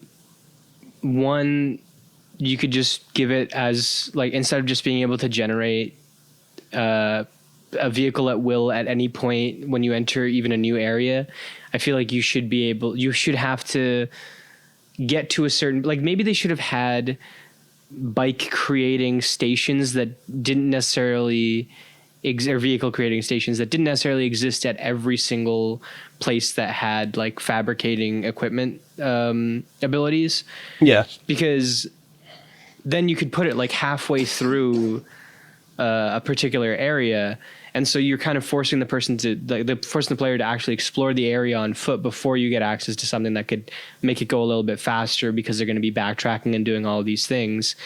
You could even, just off the top of my head, if you could say that they have to be tethered to the chiral network in order to like, as an anti-theft thing, right? And it's like, okay, so you can't take it like outside of that network, and so you have to connect it in order to, like, there were a lot of ways that I think you could go around that, because I do kind of agree where I really like going through certain areas with the vehicle, because honestly, I kind of like getting through the game a little bit faster. Certainly, But at the same time, I do think you start I was sitting there at one point and I was like, man, I am not walking much. Ever since I got the ability to have this bike, I just haven't been walking as much. Did you build the roads at all? Yeah, I did. Okay. Yeah, the roads make it like, dude, it like way trivializes it. Yeah, like, even more but so. You do need a lot of materials. A lot of you resources. do need to go around places. So I think that's honestly fair, because there's so much backtracking. Like that's totally fine. Like if you're cutting off sections like that. But I think they could have had some more vehicle restrictions for sure. Asad, in 2025, do you think Death Stranding is dumb and gay? Dumb. As I once did, I once proclaimed for many years. Was your Death Stranding cherry popped? Well, yeah, objectively, yes. I think that Death Stranding is not as bad as I had it pegged out for a really long time. I also think it's not as good as people have like kind of boomeranged onto it. And I don't know if you're of the same mindset, but there are so many issues with this game that I think the idea of Death Stranding 2 fixing a lot of these things, and you even mentioned like the vehicles handle better and the gunplay is better. Like that's not necessarily Death Stranding. Like you could argue that Death Stranding 1 just wasn't understood when it first came out by a large group of people, but you know, that doesn't negate the fact that like, yeah, the vehicles could have handled better and the guns could have felt better. And the proof of that is that the next game, they do feel like that. Right. So those, I feel like, are objective failings of it. And then when you put that in together with like how often it stops you right as it's getting you to a place where you're really vibing with the game, I really think the game gets in its own way so often. It's one that I think I will. I do look on it fondly. I think I'm going to finish it. I think I'm going to look back on it fondly, and I think a lot of things are going to stand out to me. Will it enter a group of my favorite games ever? No.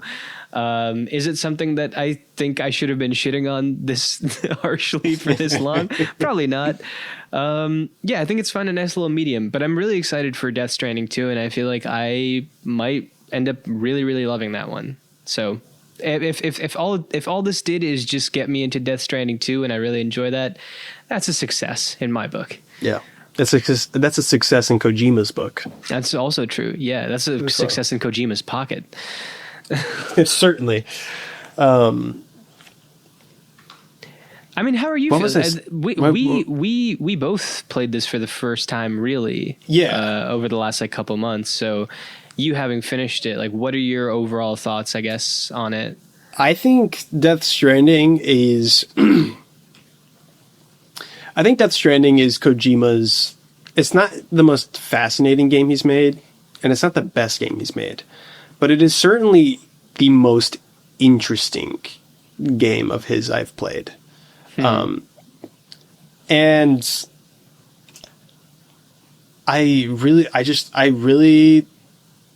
I liked it a lot. I didn't like it as much as I thought I was going to like it, but I still liked it way more than I ever anticipated me ever liking Death Stranding.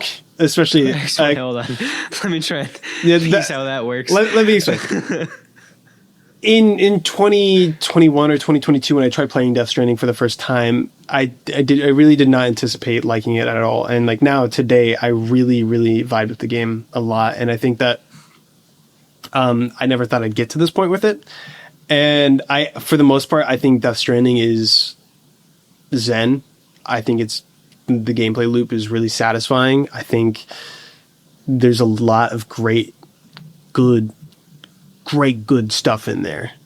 And there's just a lot of sloggy nastiness that just could be cut out, and that really bothers me in particular. Like, we were comparing this game to Shadow of the Colossus, which a little unfair, kind of fair in some parts, but if there's one thing Shadow of the Colossus knows how to do, it's to shut the fuck up. I really think Death Stranding actually could have benefited a lot from that silence and in just not over explaining everything and not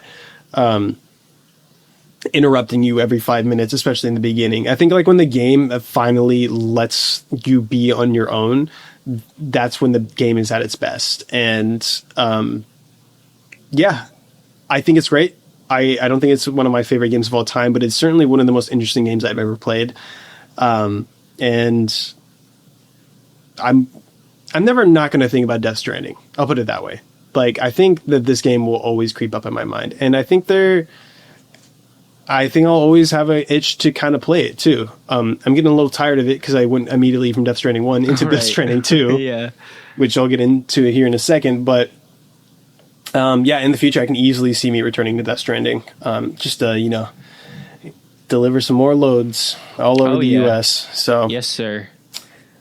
As we all should do. I'm gonna say I think you're gonna like this video that I'm putting out here. Yeah, because you've said basically exactly what I said. I was like, I think they're really similar, but it could have learned a lot from Shadow of the Colossus for sure. Get what you did. So that does it for the topic, but we're not necessarily done talking about Death Stranding because we're getting into what we are playing. And I guess since we're already on the topic of Death Stranding, I'll just kind of pick up here.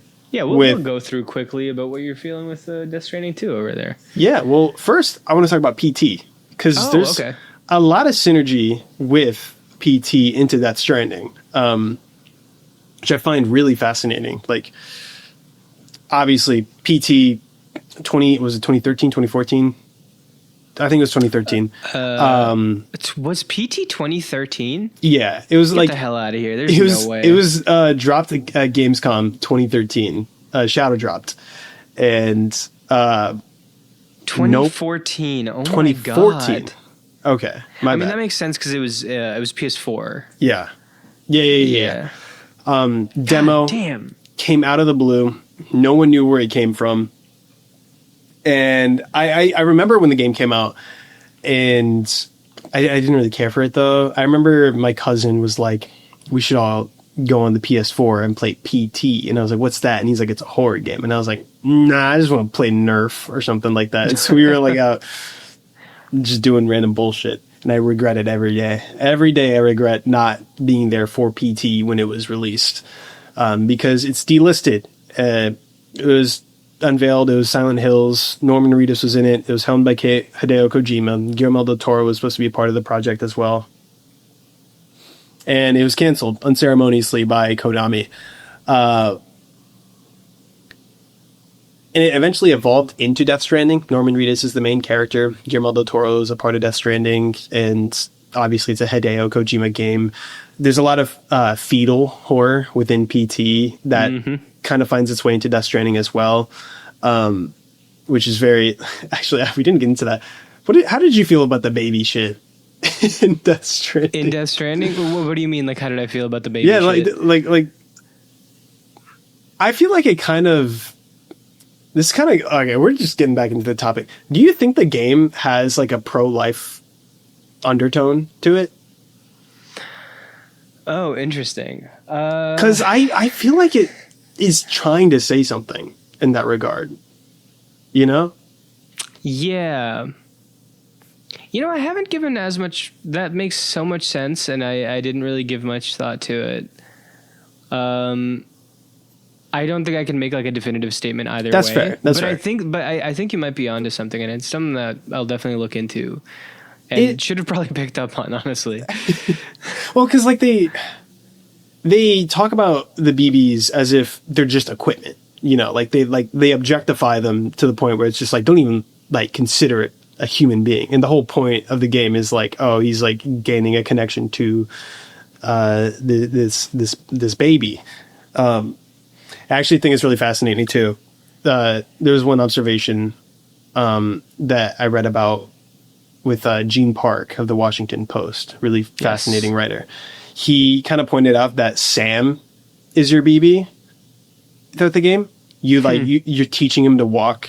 You bathe him. You make sure he pees and poops. You feed him. Right. You know, you make sure he's hydrated. It's almost as if you're taking care of Sam as your own BB, and then obviously you have Lou BB like with you as well, which I think is just really fascinating. I love that how he's like kind of incorporated that whole theme into the literal like entirety of the gameplay of Death Stranding. But there's like moments where like you see the like BB capsules just like hundreds of them are like empty and like discarded, and it's like, wow, that's fucked up. That's really that's really fucked up. And it's, I don't know, it's really fascinating. For the record, I'm pro-choice, so it's like seeing this kind of perspective and this like, it's not pro-life propaganda. I don't think so. I actually think there is an interpretation of this game that leans pro-choice, but it's really fascinating how he kind of incorporated that into this game. And I think that like I don't know, I would like a complete dissection of that. I'm not gonna do it. Someone else do it. But Kojima break. I think that's interesting. I think I definitely want to look into it. I feel like he is such a. Well, first of all, he's not a gay. Well, that's true. So that's one thing that we know for sure about him. Yes. But he's a very literal person. Like his metaphors are incredibly literal. There's a character named Fragile. Like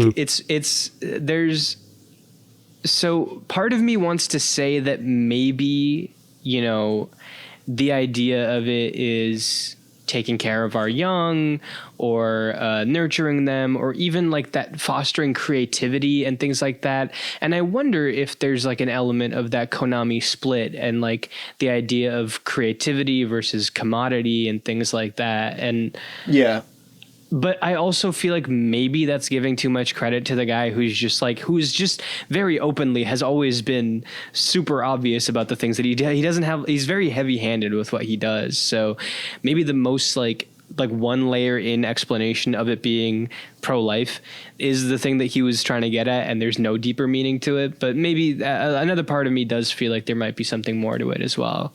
Mm-hmm. It's really fascinating. I think a lot of that finds itself in PT as well. There's a specific moment where you find a fetus in the sink, like an unborn fetus. You can see its heart beating and everything like that, and it's like crying, and it's like, holy shit, this is so like, it's really disturbing. I think if there's one thing about abortion, it's disturbing, like deeply disturbing. If there's one thing about abortion I know as a man, it's disturbing. It's so having a horror game lead into that is really like, it's like a cheat code of like, here's how to get me, you know, not feeling good instantly. And PT is fucking terrifying, dude. I played it. There's an emulator where you can play it relatively faithfully on PC. It uses like in-game assets and everything like that. So it's minus the end cutscene that reveals it's Silent Hills, but everything else is recreated like perfectly to a T. And I was just, this is the most terrifying horror game I've ever played in my life, man. Like there's just so many moments of PT that like just really fuck with you, and you're just like, oh, I don't like that at all. Like there's the radio where it's like it's telling the story about the family that was killed by the dad, and then there's like moments where like it wants you to give into paranoia, where it's like splicing in, it's like, look behind you, and you're just like, oh no, and he's like, I said look behind you, and you're like, you slowly look behind you, and there's like not a guarantee that Lisa will be behind you, and it's terrifying. It's really good. The way that game just plays with you and plays with your kind of emotions is really, really fascinating. So yeah, it was, I'm excited for when it gets a full release. You know? yeah, me too, me too. But then so I started playing Death Stranding 2 as well, and Death Stranding 2 is it's fascinating. It's really great. I think it does everything Death Stranding 1 does better. I think I like the vibe and overall tone of Death Stranding 1 better. This one seems a little bit more light. There's a lot more sun and kind of it seems less dreary overall. And the gameplay is amazing, and the presentation is Hideo Kojima is at the top of his game. And holy shit, dude, the Decima engine, I did not know looked this good. Like, yeah, I've seen it looks unreal. It is. I know Horizon is a good looking game. What was the second one called? Forbidden West. Yep. I know that game's good looking, but I didn't really know what the Decima engine could look like until I booted up Death Stranding 2, and the first moments I'm just like, I swear to God, this is real. This is like photorealistic. It's crazy. Correct me if I'm wrong. This is the first time that the Decima engine was used for a PS5 exclusive. That is true. Yes. Because the Horizon was cross-platform, I think. Yeah, it was on PS4. Yep. And yeah, it looks fantastic. I'm excited to get more into it though. Like I've been taking my time with Death Stranding 2 more so than Death Stranding 1 because there's no pressure. It's not a part of my video in any real way. So I just scratched myself right there and like, why is it like staying? A battle scar. That's crazy. That's crazy. The whitest man alive. So we'll see about Death Stranding 2. I'm just going to take my time with it, but I'm feeling a little burnout. I might take a break from it. And I really want to play Metal Gear Solid 3, but the remake. But at the same time, I'm just so Kojima. I'm so burnt out of Kojima. Yeah. Please give me a break, Mr. Kojima. And aside from that, I also messed around with Battlefield 6 and Mafia Definitive Edition. And I won't say too much about it. I can kind of get into it in the next episode. But I really liked what I played at Battlefield 6. It's running really great. I think there's there's something here. And I'm really excited to see this game pan out and even go like toe to toe with Call of Duty this year. So we'll have to wait and see. And then Mafia Definitive Edition, I started getting into it and I really liked it. I was like, whoa, this is amazing. This is pretty cool. I'm digging the tone. Ooh, that gun combat's not the best. Oh, it's not. No. I mean, I'll forgive it. I'll forgive it. The driving's not too bad. And then I got to the racing part. The part of the game where you're supposed to participate in a race, and it totally filtered me. I was like, I'm not doing this. I'm not doing this. Why is that, Landen? Well, I had other important videos to make, and Mafia, I was no longer making a video about Mafia, so that's exactly why. And the racing scene just totally put me off of it entirely. So, for anybody who doesn't know, there is just like the biggest difficulty spike out of nowhere, and not about a core element of the game. I mean, driving is a core element of the game, but it's not like a core element of difficulty at any point. And that section is infamous. And Landon messaged me at one point. He doesn't really message me like as he's playing through things that much, unless it's like, I think you were talking over like Claire Obscure a little bit. Yeah. And you were like, yo, what the hell is going on with this Mafia like race? I thought I was going crazy. With me? And I was like, no, you don't understand. This is arguably one of the things Mafia is most well known for, is this shitty ass race in the middle that filters out like 80% of the players of that game. It's crazy that they didn't balance that for the definitive edition. It's like I kind of like that it's like that. That's fair. I like it's and baller. I've done it twice now, but yeah. Oh my God. So I'd like to get back to it at some point, but I was just not like, I was active. I don't really get mad at games, but I was like getting upset. I was like, I don't want this right now. I don't want this right now. So I put it away. And we'll maybe eventually get back to it. The old country looks really good. So I kind of want to, I do want to delve into Mafia here eventually. Cool. But I want to know what you're playing. You got a lot on your plate here. Yeah. So obviously Death Stranding, still in the middle of that one. Shadow of the Colossus, I also played for the same video that I did for Death Stranding, and realized something, which is that I never finished Shadow of the Colossus. What? And I thought I did. And I realized it because I went back and could have, because I knew how it ended. I knew how it ended before I even started playing it. I just seen it around so much. And so I think I was halfway through it and always intended to go back. I mean, this is from like 6 or 7 years ago, so it's a while. But I remember that I was playing it and I was enjoying it well enough, but I also had complaints about it. And then kind of as time has gone on, I just assumed that I had finished it because I also knew everything about it. But it turns out I had beat 8 of the Colossi. And I was like, wait, what the shit? I cannot believe you. Yeah. Wow. And I was like, I did a whole podcast talking about this, and I didn't even realize that I didn't finish it. And even the stuff that I had played, I didn't remember much of it except for the, I think the 4th Colossus, which is the flying one, which was my favorite, and I think it's still my favorite. But Same. Played through it, loved it this time. Like all of the little things that I had hangups on that I was like, oh, it doesn't feel like modern and it doesn't feel like this, that, and whatever. I was like, what the hell was I smoking? Like what? And yes. I think it was definitely one of those things. I mean, I played that game, I would say maybe 4 or 5 years into actually being into games, because I kind of got into games a little bit later, like when I was around like 13ish. And so I think I just didn't have the true like understanding of why Shadow of the Colossus was so different and so interesting. And I had already hopped on board with like Uncharted and like all these other experiences. And so this kind of felt like it was missing something to me. And then playing it now, I'm like, that missing something is like the best part about the game. Like the fact that it's just so apparent in what it does, and it just puts it out there, and there's none of these like little, there are like tiny little collectibles here and there. They're super rare, and you can probably get through the entire game without even realizing that they're there, to be honest. Dude, I didn't even know the lizards were in the game, and so I wasn't eating lizards or like shooting down apples and gaining more health and stamina.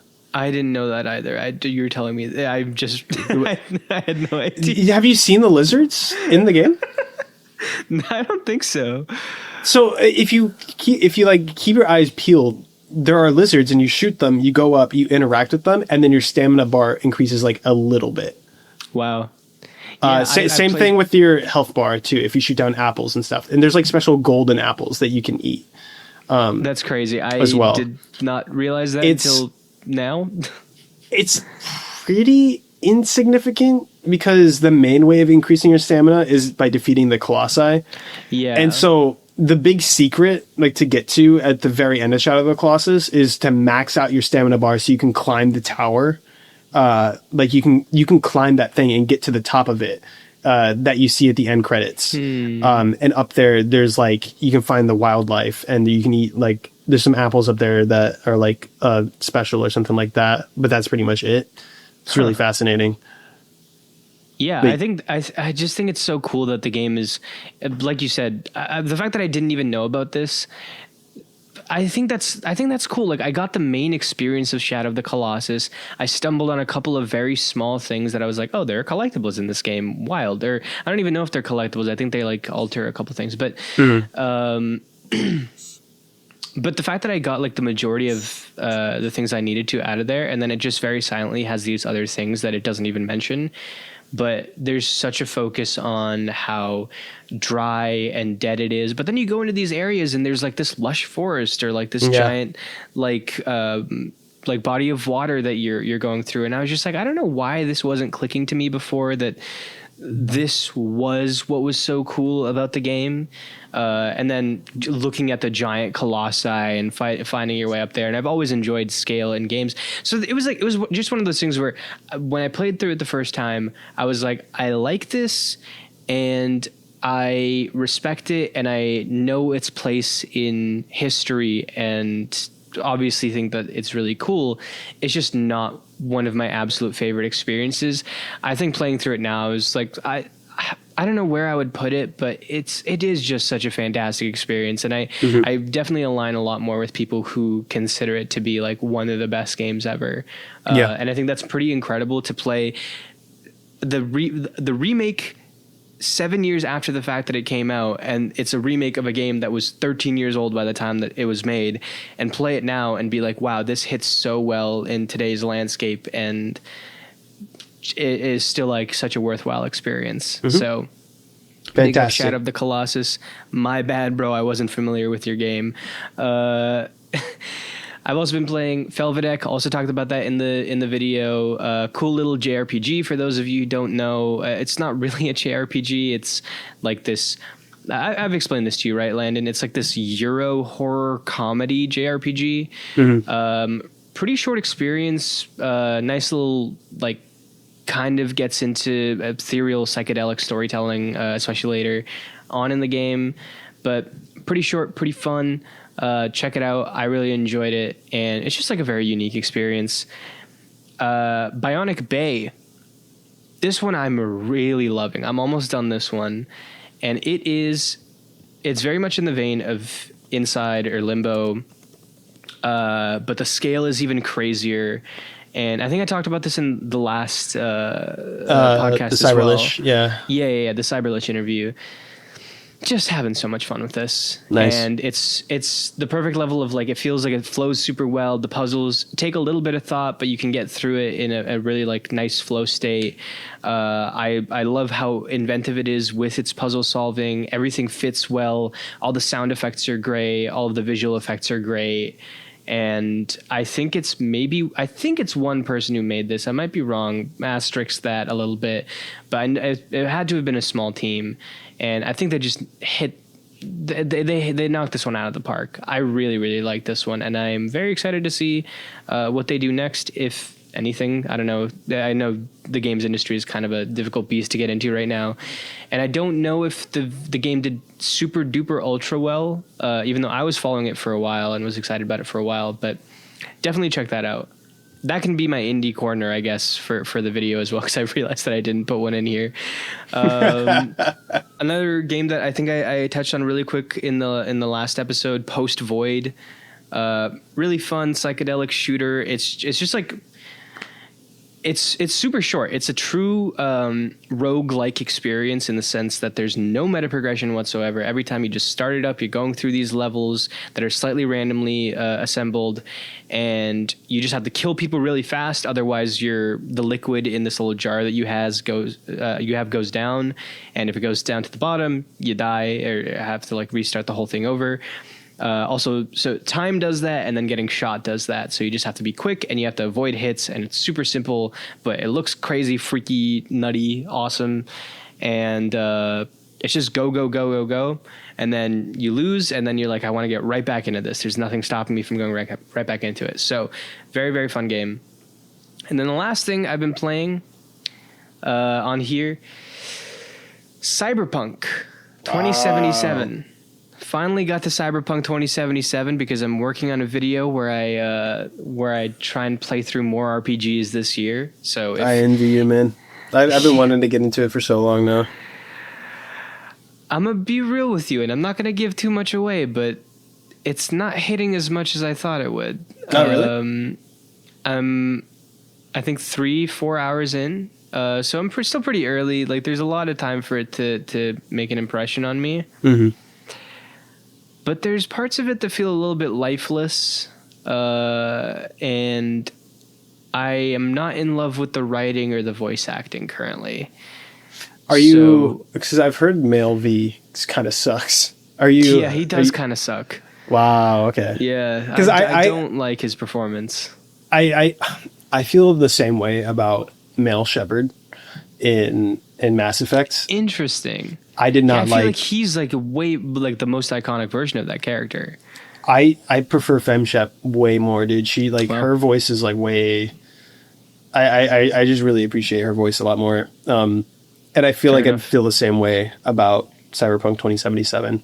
But yeah, I would highly. I have to save myself. So yeah, I don't know if the female V is better. But I'll just let you know that the male V is not good. So if you played through it, give it a look. If people are saying that the female V is better, I would highly recommend it because this dude is really taking me out of the story right now. How big's your cock?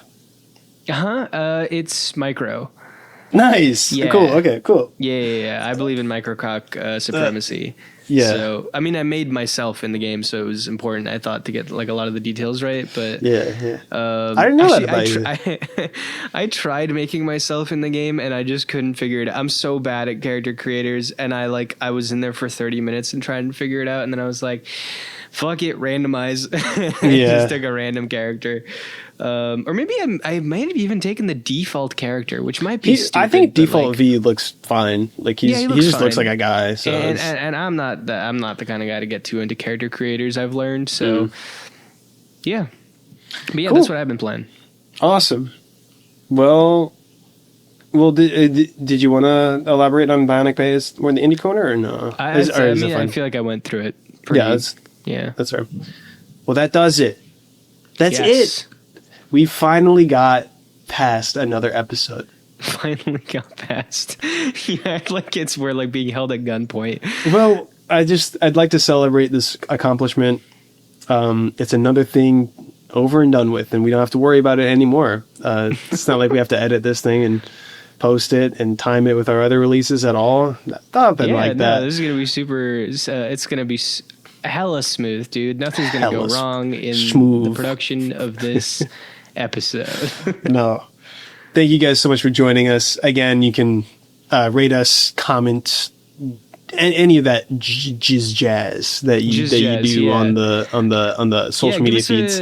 Give us a review, leave some comments, subscribe if you're on YouTube, follow us if you're on Spotify, Apple Podcasts. We got a few reviews. We shout out to anybody who's leaving reviews on these. That's super and sick commenting of you guys. Actually, like it generally makes my day. I'm like I go to the emails and it's like someone commented on Spotify and I was like, wait, really? Which I didn't even know Spotify had comments. Yeah, I didn't know and I was like, okay. It's like click on it and they're really sweet. They're very so if you're listening to this, thank you. We really appreciate you. And also let us know what you guys think about Death Stranding. Yeah, for sure. I'm interested to hear everyone's thoughts on it because it's polarizing for sure. For sure. Yeah. Cool. Well, Asad, it was nice talking to you today. Really appreciate it. Nice talking to you, buddy. All right. Well, have a good one, everybody. Bye. Bye.